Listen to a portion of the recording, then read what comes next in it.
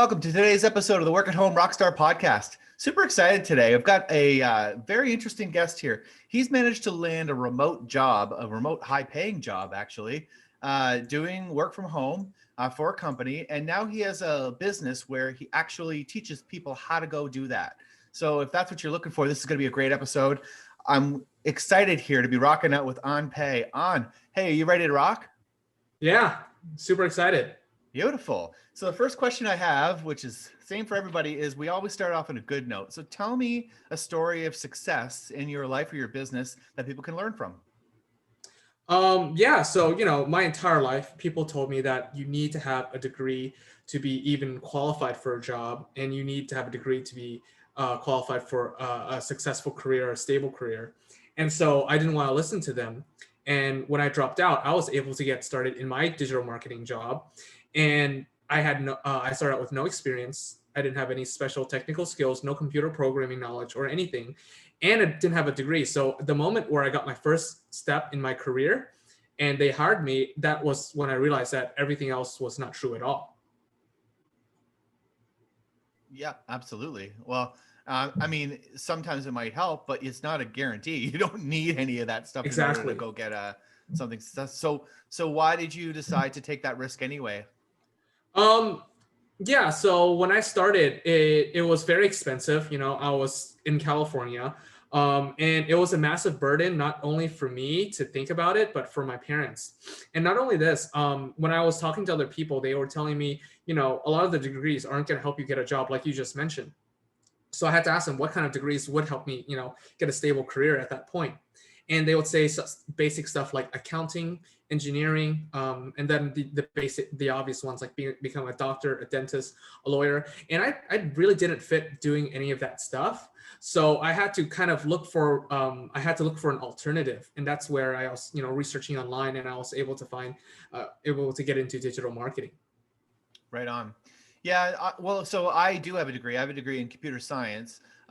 However, like I do remember when I was getting ready to go to university. I'm much older than you are. You look much younger than I am. But this was back, when did I start university? I graduated in 2000. So this is in the late 90s. And I do remember that even at that time, a lot of people were just sort of like going to university because that's what we're supposed to do. And people were taking just random degrees thinking, well, any degree is better than no degree. And now we know in hindsight that that's not true. But I do remember when I was looking at what I wanted to do, I was more or less taking ownership of it and saying, okay, this is what I want to learn. And this is what I'm going to do with that degree once I get it. Now, in hindsight, I didn't even have to go and take a degree. I could have just gone online and learned all those same skills. And in fact, actually, a lot of the stuff I learned in university, I'm not using now anyway.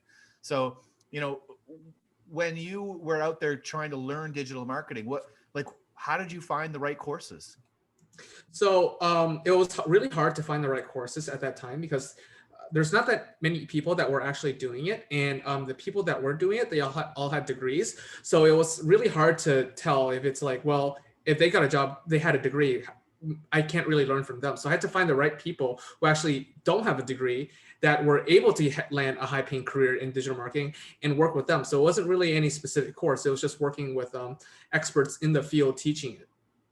Okay. So now on that journey, we all sort of hit bad notes as well as good notes. So I'm wondering, can you share maybe some mistake that you made or, a path you went that was the wrong path, something that we can maybe avoid, or if it does happen to us, how we can recover from it? Yeah, so when I started out, there was a lot of ambiguity. There was it's not like I had any coaching at the start, and I thought I didn't need it. I thought I could just search for all the stuff online, and I'm sure eventually, if you did that yourself, I'm sure you could probably succeed. But it takes a really long time to figure out and make all the mistakes.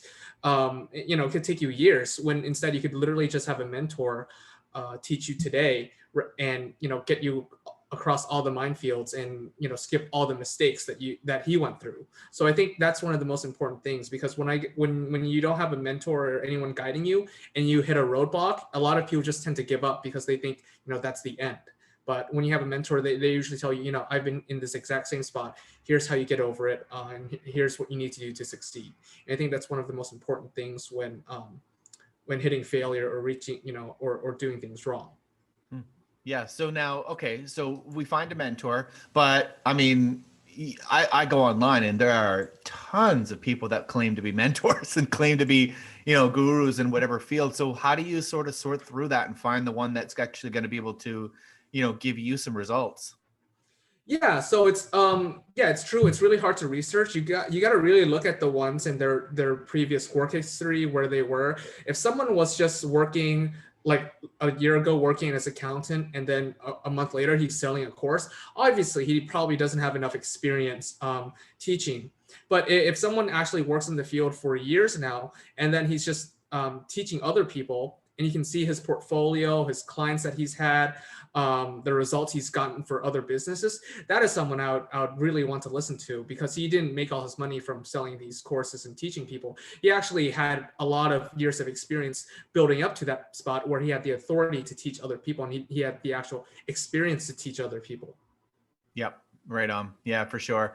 And so checking their references, checking their experience, and then finding someone who's doing what it is that you want to do. Is that what you're saying? Yes, exactly. Right on. So now, when it comes to getting good at what you do, everybody's got to practice, and we're talking about taking courses, which is a great place to start. But how do you really hone your craft? How do you get good at what you do? I think the first thing, and it's gonna sound super cliche, is just to really start enjoying what you do. So, I do digital marketing on a daily basis, but I absolutely love it. Like, if I had, even when I had weekends, I would still be doing it. So just if you're doing digital marketing, for example, I would be looking at Google Ads every day. I would look at the new strategies. I'll look at what other people are doing. I would be inside a community as well, because when you're in a community with all your friends or all your colleagues that are all doing the same thing, you really get competitive and you really push each other forward.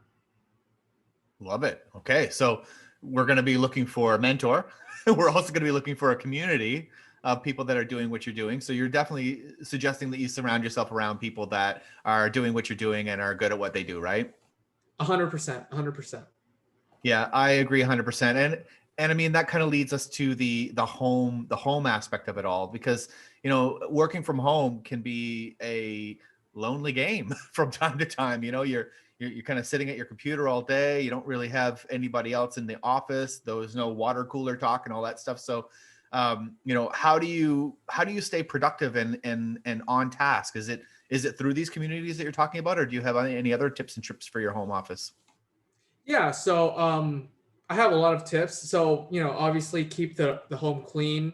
You want to actually have a really, really nice setup that gets you excited to look at in the morning, because that's going to keep you really productive. If you look at, if your entire room is all junk, you're not going to want to do work. It's going to look gross and your mind's going to feel really messy. I know a ton of people, their house is just a mess, and it really translates to their work life and their success as well. So that's one of the biggest things. And then the second thing is just, intense focus on what you're doing, because when you're focusing and you're really enjoying it, and I would highly suggest the Pomodoro technique, where you work for 45 minutes and then you take a break for 10, 15, and then you restart again. I think that really helps gets you into flow and gets you focused and gets a lot of work done. Yeah, I've heard of that before. So you're saying, so that's 45 minutes and then a 15-minute break. Yes, exactly. What do you do during the 15-minute break? Usually I just browse on YouTube. Like, a lot of people don't tell you not to, or don't look on social media. It really depends on the person. I think, I get back to like messages, or I respond to people that I need to. And then after a break, I get right back into work. Nice. Right on. Yeah, that's really cool. And any other tips on home office and on even practicing?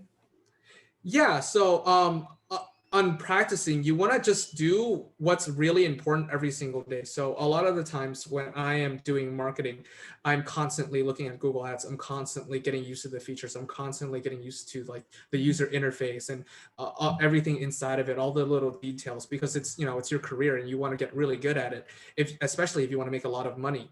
So that's what I also teach a lot of the students is, you really want to focus on getting really good at your craft, because once you get really good at it, people will pay you however much you want to charge. Which leads to another question. So how do you price your work? How do you figure that out? Yeah, so for clients, right now, in terms of a job, I look at the scope and like what they want out of me and like the amount of work I have to put in. If it's a lot, obviously it's gonna have to be six figures. If it's a lot less work, then or like a part-time thing, it could be $4,000 to $5,000 per month. And if we're talking about getting actual clients, like I was in a marketing agency and I had my own clients.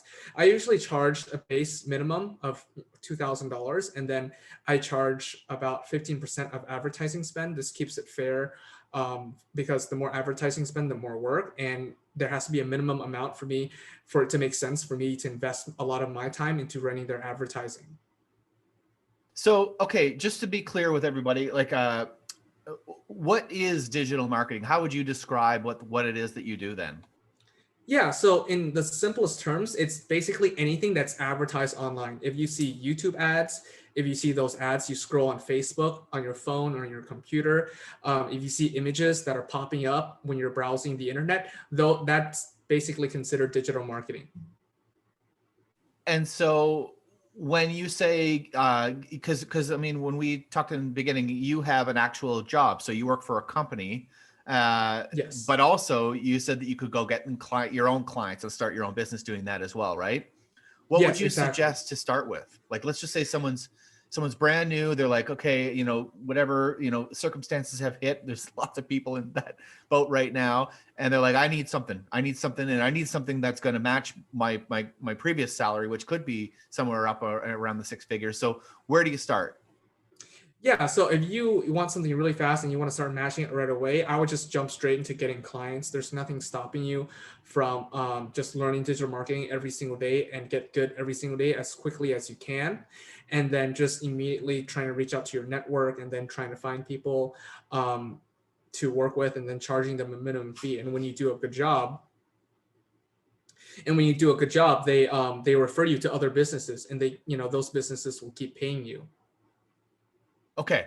So now I guess that leads to your guest solo. So learning a little bit more about what you do. So, yeah, tell me about what's exciting in your business and how you're helping people. Yeah, so what's really exciting right now is that we have a ton of new students enrolling, and we help them get internships. We work with them on their resume, their cover letter, and so one of the most important things is getting them their first initial experience so that they can get started in this field. So we are about to partner with Acadium, and what they are is an apprenticeship program where they connect people who want to start digital marketing with companies. And so we're going to send our students to Acadium, and hopefully they will start getting more apprenticeships and getting more work to put in their resume.